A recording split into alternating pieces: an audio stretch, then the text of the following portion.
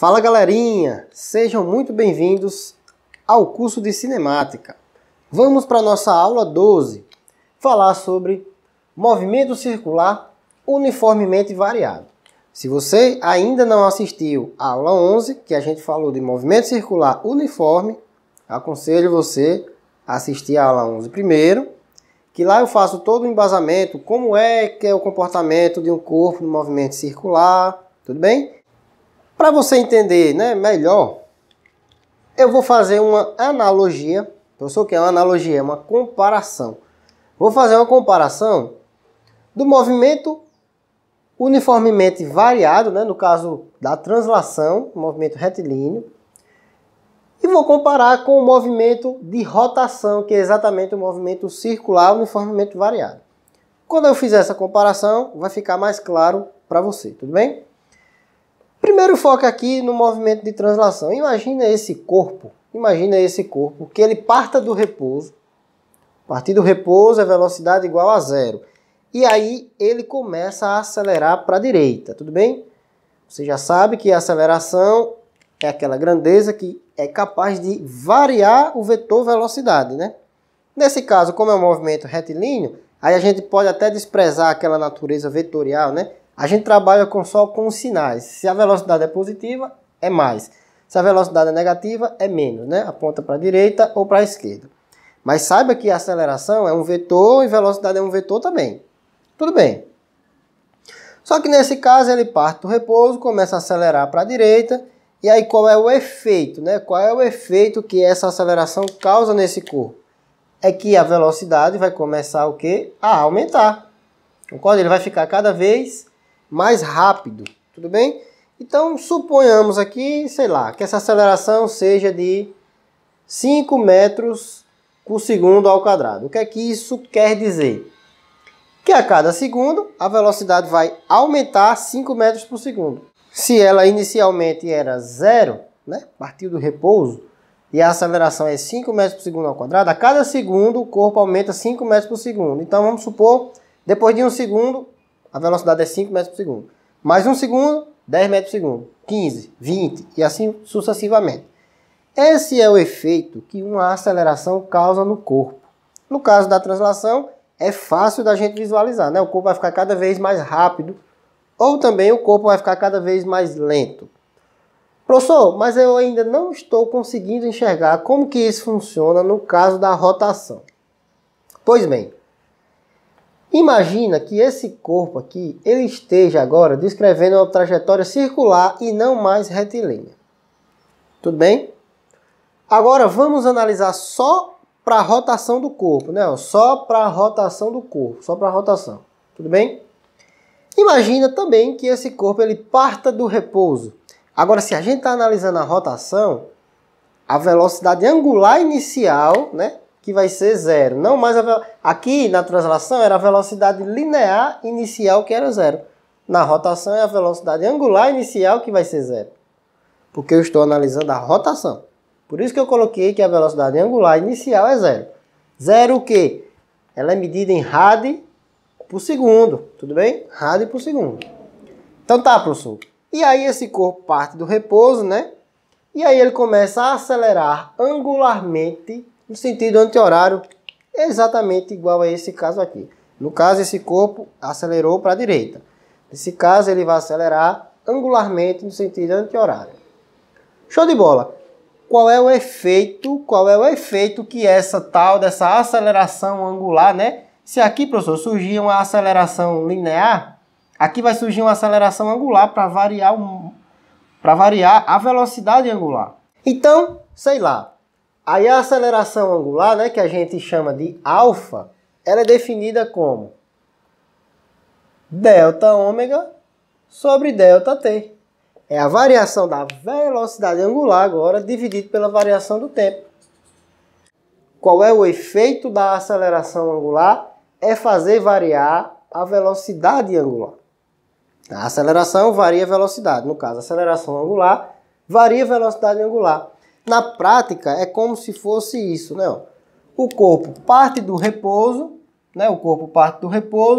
e aí ele começa a acelerar, né? Ele parte do repouso, acelera, fica cada vez mais rápido, né? A velocidade angular fica aumentando. Diferente do movimento circular uniforme, em que a velocidade angular era sempre constante, né? Ele andava sempre na mesma taxa. Aqui não, ele fica cada vez mais rápido, ou também, se ele já vem com uma certa velocidade angular, e ele acelera no sentido contrário, né? Ele fica cada vez mais lento até parar, tudo bem? É exatamente análogo ao caso do movimento retilíneo uniforme. O caso do movimento retilíneo uniformemente variado, certo? Você sabe que tem a relação da grandeza linear com a grandeza angular, né? Então perceba o seguinte, velocidade linear, a gente viu na aula passada, é a velocidade angular vezes o raio. Tudo bem? A velocidade linear em cada ponto, né, é a velocidade angular vezes o raio. Porém, perceba o seguinte, se o movimento é circular uniformemente variado, e você sabe que essa velocidade angular varia uniformemente, então a velocidade linear também vai variar. Ou seja, né, o que é que vai acontecer com esse corpo nessa situação que eu coloquei? Ele parte do repouso, começa a acelerar angularmente para a esquerda, né, no sentido anti-horário no caso. E aí é como se ele ficasse cada vez mais rápido nesse caso, né? Ele vai ficando cada vez mais rápido aqui na trajetória, tudo bem? Ele vai ficando cada vez com a velocidade maior, ele vai acelerando, né? Entendeu? Beleza?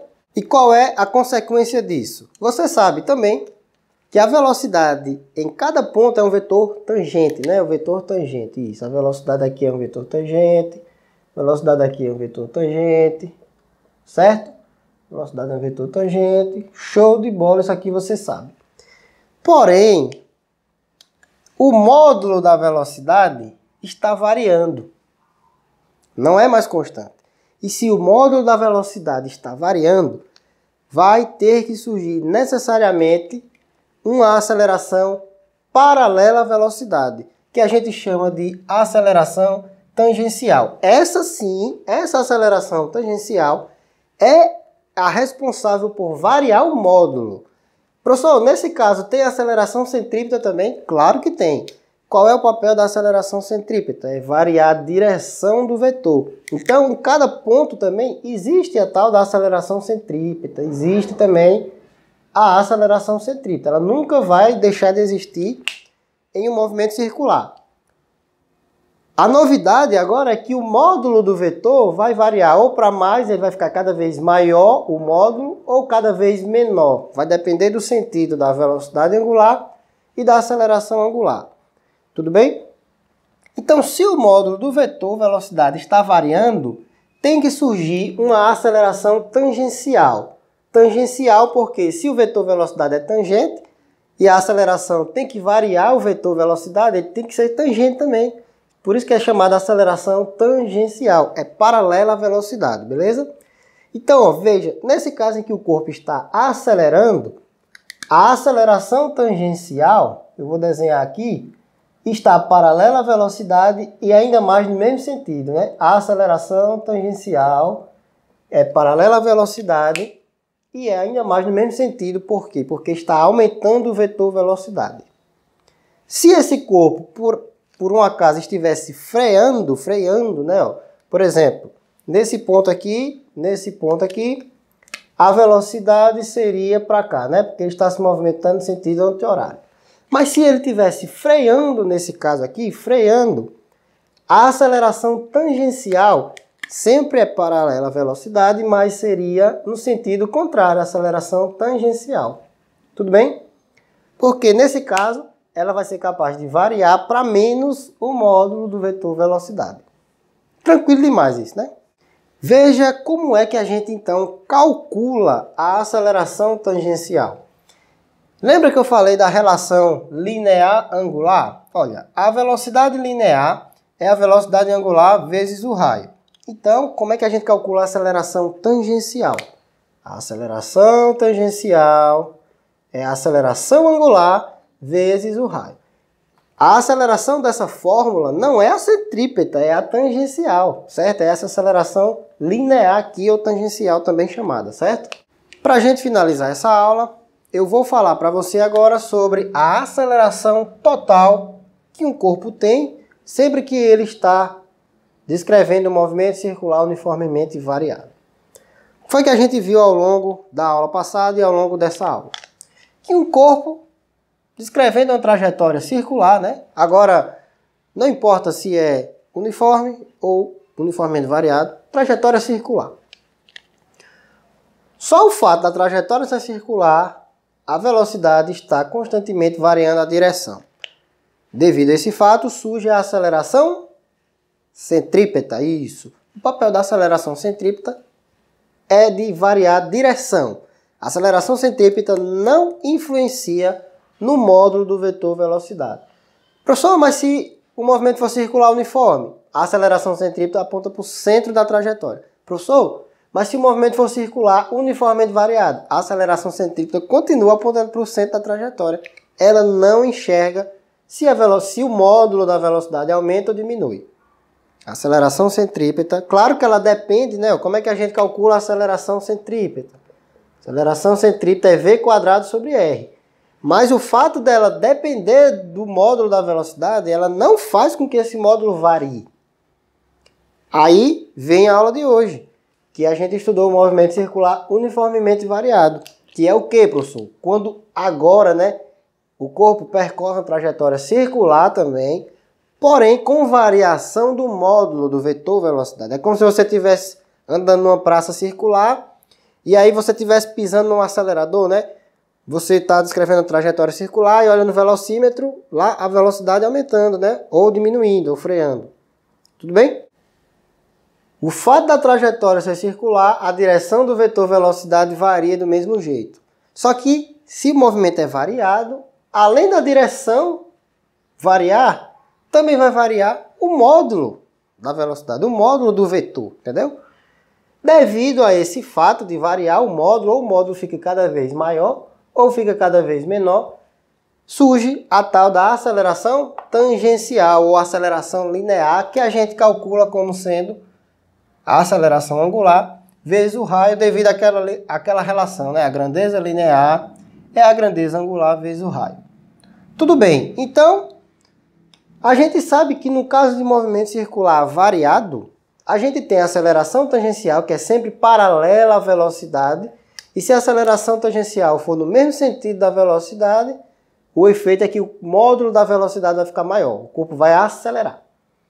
E se a aceleração tangencial for no sentido contrário da velocidade, aí o corpo vai frear, ele vai fazer o movimento circular freando, freando, freando, freando até parar.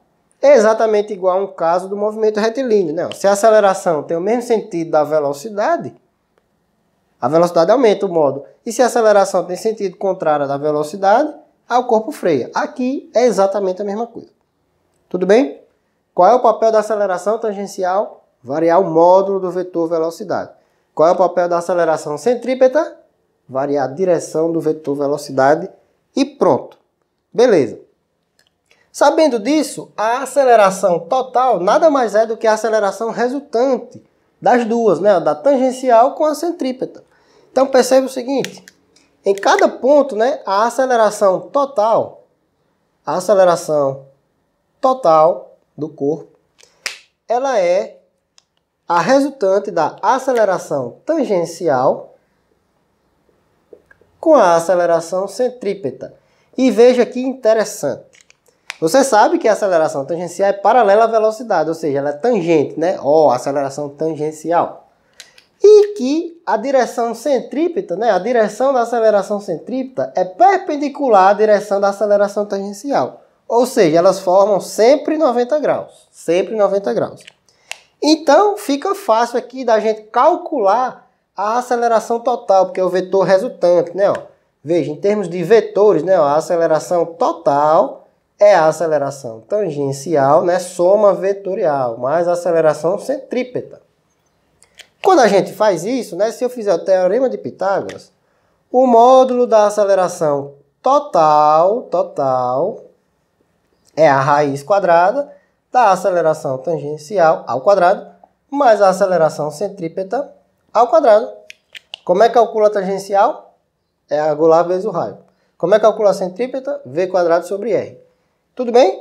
Então você calcula a aceleração tangencial, calcula a aceleração centrípeta e cuidado, a aceleração resultante, a aceleração total é dada por essa expressão aqui. Por quê, professor? Porque a aceleração total nada mais é do que a soma vetorial da aceleração tangencial com a aceleração centrípeta. E como elas sempre formam 90 graus, é só fazer Pitágoras que você vai encontrar essa expressão aqui. Show de bola? Espero ter te ajudado com esse resumão de movimento circular variado. Beleza? Valeu!